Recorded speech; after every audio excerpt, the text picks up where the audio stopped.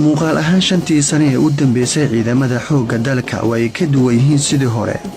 xarumaha tababarada ee ciidamada xoogga dalka waxaa ka dhex muuqda macallimiin Soomaali oo aad u diyaarsan inay soo saaraan dhalinyaro Soomaaliyeed oo awood u leh inay gutaan waajibaadka qarankooda.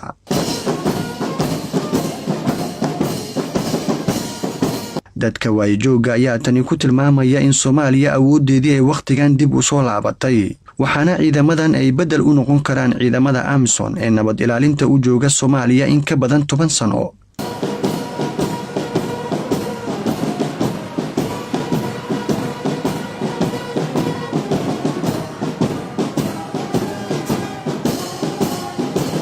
dhamaystirka qalabka iyo tababarka ciidanka ayaana wadanin xuquuqda mushaaraadkooda oo dhammaystiran, waana taas sababta keentay in kooxaha la dagaalama dawladda ay awood u yeeshaan inay ka fuliyaan weerarada iyo dilalka qorsheysan guud ahaan Soomaaliya.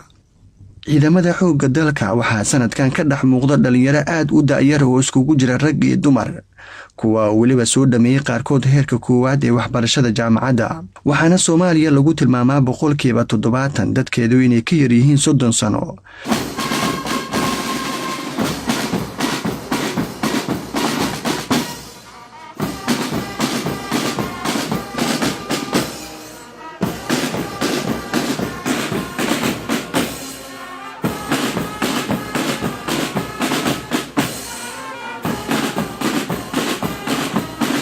taasoo micnaheedu tahay in dhalinyaradu aad ugu badan tahay wadanka, waana fursada kaliya ee u bannaan dawladdu inay ka faa'iideysato awoodda dhalinyarada, taas oo ay ku soo ceshan karto awoodda iyo qarannimada Soomaaliya.